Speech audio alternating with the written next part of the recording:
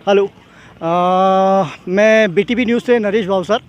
आज हम जो लंपी गाय जो वायरस चल रहा है उसके बारे में सर से बात करेंगे। ये ओम सनातन चैरिटेबल ट्रस्ट से एक संस्था के माध्यम से गौ रक्षा के लिए ऊपर कार्य कर रहे हैं। हम ये जानना चाहेंगे कि गौ रक्षा में जो ये लोग अभी जो बीमारी आ रही है, इसके राजस्थान में बहुत से कंटेंट आए हैं जो जिसमें बहुत सी मृत्यु भी हुई गायों की। करीब बताया जा रहा है कि 5 से 7 हज़ार तो सरकारी आंकड़ा बताया जा रहा है, और वैसे देखा जाए तो करीब 20 से 25 हज़ार गायों के मरने की संभावना बताई जा रही है। तो मैं इनसे यही जानना चाहूँगा, इसको कैसे रोका जा सकता है, क्या किया जा सकता है आपने? देखिए सर कि ऐसा है, जो अभी महामारी मनुष्यों के अलावा अभी गौ माता में आई है, जो कोरोना की तरह ही मानी जा रही है, जिसका कोई अभी उपचार संभव नहीं हुआ है, न राज्य सरकार की तरफ से न केंद्र सरकार की तरफ से। लेकिन इसमें जो अपनी आयुर्वेद की जो दवाइयाँ हैं या जो भी कहें अपन मेडिसिन से, वह इसमें लाभदायक मानी जा रही है। जैसे कि नीम के पत्ते हो गए, नीम गिलोई हो गई, इस तरह के हैं। कुछ रोग को आने से रोकने के लिए, बिफोर संक्रमित हो जाए उसके लिए रोकने के लिए, और आफ्टर के लिए भी शुरुआत के 3 दिनों में क्या देना है, 4 से 14 दिनों में क्या देना है, उसको नहलाने के लिए, ये सारी चीज़ें हैं। इसके जो रिजल्ट्स हैं तो काफ़ी प्रभावी हैं, गायें स्वस्थ भी हो रही हैं। और इस तरह से अगर अपन शुरू से इस चीज़ का ध्यान दिया जाए तो हो सकता है कि अपन किसी न किसी तरह से गौ माता की रक्षा कर सकते हैं। जो आयुर्वेद है उससे अगर मैं मानता हूँ कि जहाँ अगर फ़ायदा नहीं होगा तो नुकसान के होने की कतई बात नहीं है। और वह सारी मामूली चीज़ें जो है एक आम आदमी के घर में भी उपलब्ध एक दवा के रूप में, डोज के रूप में देना है, वह पर्टिकुलर देता रहे, तो हो सकता है ये उस गौ माता के ऊपर ये महामारी का कोई प्रकोप न रहे। ये दवाई कैसे बनाकर दे?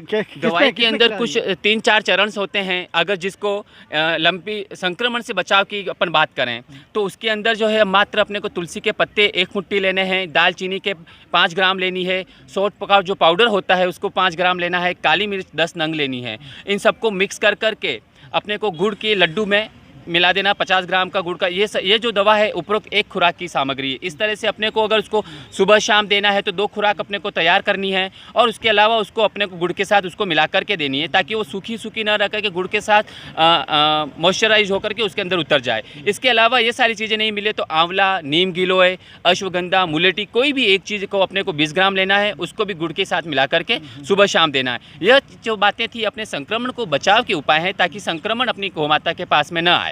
अब अपन आगे बात करते हैं, संक्रमण अगर हो गई, कोई गाय संक्रमित हो गई है तो उसको किस तरह से अपन आगे उपचार करें। संक्रमित होने के बाद प्रथम दिन शुरुआत से लेकर के 3 दिनों तक पान के पत्ते 10 नंग, काली मिर्च 10 नंग, और जो पूरा नमक बोलते हैं, ढेले वाला नमक बोलते हैं, उस 10 ग्राम वो लेना है, और गुड़ 50 ग्राम। इन सबको मिला करके एक खुराक तैयार करनी है। पहले 3 दिनों में उसको हर 3 घंटे में यह बना करके मिश्रण का जो है उपरोक्त सामग्री का वो लड्डू उसको खिलाना है, ताकि पहले 3 दिनों में, तो 3 दिनों में आपको उस गाय के ऊपर पता चल जाएगा कि इस दवा ने कितना उसके ऊपर असर किया है और अपनी गौ माता कितनी स्वस्थ हुई है। उसके बाद 4 से 14 दिनों के लिए भी आयुर्वेदिक उपाय कुछ बताए गए हैं, जो वही पान के पत्ते 5 नंग लेने हैं, तुलसी के पत्ते 1 मुट्ठी, नीम के पत्ते 1 मुट्ठी, लहसुन की कली 10 नंग, लौंग 10 नंग, छोटे प्याज 2 नंग, धनिया के पत्ते 15 ग्राम, जीरा 15 ग्राम, हल्दी पाउडर 10 ग्राम, काली मिर्च 10 नंग और गुड़ 50 ग्राम। इसी तरह से इन सबका एक मिक्सर में मिश्रण कर करके उसको भी गुड़ के साथ लड्डू मिला करके दोपहर, सुबह, शाम और दोपहर तीनों टाइम उसको देना है 14 दिन तक। ये सारी चीज़ें तो हो गई देने की। अब अपन देखें कि अगर कोई गाय संक्रमित हो गई है, उसकी शरीर पे काफ़ी सारे बड़े हल्दी अपना मोस्टली अपन सभी जानते हैं कि एक एंटीबायोटिक के तौर पर काम करती है, तो हल्दी का पाउडर हर में अपने को यूज़ करना है 10 ग्राम, लहसुन की कली और नारियल का तेल। अपने को नारियल तेल को धीरे धीरे आंच पर पकाना है, उसमें उपरोक्त सारी सामग्री डाल करके उसको तेल को ठंडा कर लेना है। ठंडा होने के उपरांत नीम के पत्ते के पानी को उबाल कर, नीम के पत्ते का पानी उबाल कर, जो उसको पानी निकलता है नीम के पत्ते, उनको वो लगाना है ताकि वो डिसइंफेक्टेड हो जाए। उसके बाद अपन ने जो गोल बनाया है, अपन ने जो गोल तैयार किया है नारियल के तेल के साथ, वो उसके गाय के ऊपर लगाना है, तो वो एक ऑइंटमेंट के तौर पर वो काम करेगा। अब रही बात पशुओं को स्नान कैसे कराएं, कैसे क्या कराएं। पशुओं को स्नान कराने के लिए 25 लीटर पानी में 1 मुट्ठी नीम के पत्ते का पानी नीम के पत्ते का पानी, नीम के पत्ते नहीं डालने हैं, उन पत्ते का जो जूस निकलता है, पानी निकलता है, वो डाल करके 100 ग्राम फिटकरी मिला करके उसको स्नान करवाना चाहिए। 5 से 10 मिनट बाद उसको वापस शुद्ध पानी से नहला देना चाहिए। यह प्रक्रिया दिन में 2 बार कर सकते हैं। तो इस तरह से कहीं न कहीं अपन इन गौ माताओं को इस आयुर्वेद की उपाय से बचा सकते हैं, क्योंकि ये सारी एक प्रकृति की देन है और प्रकृति का बचाव प्रकृति से ही किया जा सकता है। एक जानकारी और चाहूँगा, ये इंसानों में भी फैल सकती है, ऐसा कुछ है अभी क्या? ऐसा कोई आंकड़ा सामने और इस तरह का कोई नज़र नहीं आया है कि इंसानों में फैलेगा नहीं फैलेगा, ये कोई अभी कोई इसके पुख्ता और किस तरह का कोई सामने नहीं आया है पूरे। इसके दूध की वजह, जो दूध निकाला जाता है उसमें कोई इन्फेक्शन वगैरह? दूध से इन्फेक्शन नहीं है, अच्छा उबाल करके अपन इसको यूज़ में ले सकते हैं, क्योंकि उबालने के बाद तो जो भी बैक्टीरिया वगैरह है वो स्वतः ही समाप्त हो जाएगा। बस रही बात इन गायों को आइसोलेशन करने की, हो सकता है कि कई कई गायों में नीचे बहुत बड़े गांव हो गए हैं, कुछ हो गए हैं, तो उनके लिए मैट्रिक्स बेड आते हैं, उसके ऊपर उनको रखें सॉफ्ट जगह पे। ऐसा नहीं है कि आपने कंकर मिट्टी वाले पे रखा है तो वो ज़्यादा इन्फेक्टेड हो जाएगा, और अभी बारिश का मौसम है तो थोड़ा प्रिकॉशन अपने को रखना ही पड़ेगा। और रही सुबह शाम दिन में अगर 3 दफ़े अगर नीम के पत्तों का अगर धुआं किया जाए तो मच्छर वैसे ही डिसइंफेक्ट होकर वहाँ से भाग जाएगा, और जहाँ भी जाएगा वहाँ भी उसको दूसरी गाय को ये संक्रमित नहीं करेगा। गोपाल को क्या मैसेज देना चाहेंगे इसके लिए? गोपाल को यही है कि इस तरह से जागरूक हो जाए, जो भी अपने गांव मोहल्ले या अपने जहां भी इस तरह की इन्फेक्टेड गाय देखें तो उसको या तो नगर निगम को या नज़दीकी पशु चिकित्सालय में या जो भी संस्थाएं काम कर रही उनको बताएं, उसको आइसोलेशन करें, ताकि वह चीज़ खुद भी उपचारित हो जाए, गाय संक्रमित गाय उपचारित हो जाए और वह चीज़ आगे कहीं और न फैले। ठीक है, बहुत बहुत धन्यवाद, थैंक यू सर।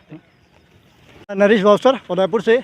ये जो गौमाता की जो बीमारी है उसके बारे में कुछ मैसेज देना चाहेंगे सर? हाँ, अच्छा वैसे एक्चुअली मैं इसके लिए बहुत सीरियस हूँ। कल मैं मेरे घर के सामने एक गाय थी तो मैंने उसको देखा, मतलब 5-7 मिनट के लिए तो मैं हैरान था उसे देख के, क्योंकि वो बहुत परेशान थी, मतलब कोई उसकी पीड़ा को समझने के लिए तैयार नहीं है। और मेरा थोड़ा सा लगाव है, मैं ये कहता हूँ कि ठीक है, हम आज एक शहर में रहते हैं, कुछ लोग गांव में रह रहे हैं, ठीक है ना, गांव वाले थोड़ा ज़्यादा अटैचमेंट होता है। और प्रॉपर कहाँ के? मैं हरियाणा से हूँ और मैं उदयपुर में जॉब कर रहा हूँ साहब। तो कल मैंने गाय को देखा, हालांकि मेरा इतना टाइम दे नहीं पाता हूँ इन चीज़ों के लिए, बट फिर भी मेरी दिल से इच्छा होती है कि मैं टाइम दूँ उनको, उनके प्रिकॉशंस के लिए। बट ये जो अभी आज लंपी एक कोई बीमारी चल रही है, बहुत ज़्यादा है, और मेरे एक फ्रेंड्स हैं जो उसमें काम कर रहे हैं, इस संस्था में काम कर रहे हैं, ओम सनातन धर्म में, तो मैं भी उस संस्था से जुड़ा हुआ हूँ। तो मैं ये चाहता हूँ कि जितने भी हमारी एक युवा पीढ़ी हैं ये इसके लिए काम करें, और कहीं ना कहीं हमें अपना टाइम निकाल के उसको देना पड़ेगा, क्योंकि कहीं ना कहीं अगर ये बीमारियाँ गाय में हैं या किसी भी पशु में है तो ये ऐसा नहीं है कि हमें इंजूरियस नहीं करेगी, डेफिनेटली करेगी। कहीं ना कहीं वो हमारे ही उसमें सोसाइटी इन्फेक्टेड है तो हमारे लिए भी प्रॉब्लम्स क्रिएट कर सकती है, और नहीं भी करेगी तो कहीं ना कहीं हमारा एक नैतिक कर्तव्य तो बनता ही है उनको प्रिकॉशन देने का और वो सब चीज़ों करने का। अपार्ट फ्रॉम दैट मैं यही कहना चाहूँगा कि हमें कहीं ना कहीं जागरूक होकर इसमें थोड़ा सा टाइम निकाल के इस चीज़ को एक्टिवली लेना पड़ेगा और हमें उस पर काम करना चाहिए। युवाओं को क्या मैसेज देना चाहेंगे आप? युवाओं के लिए ये है कि कहीं ना कहीं हम लोग आज अपनी एक सोशल मीडिया में कहीं गुम हैं, तो हमें थोड़ा सा उससे हटके बिल्कुल कार्य करना है, उसमें काम करना ज़रूरी है। प्रकृति के लिए भी और एक बैलेंस बना रहे उसके लिए भी बहुत ज़रूरी काम करना है। Okay, thank you sir, thank you.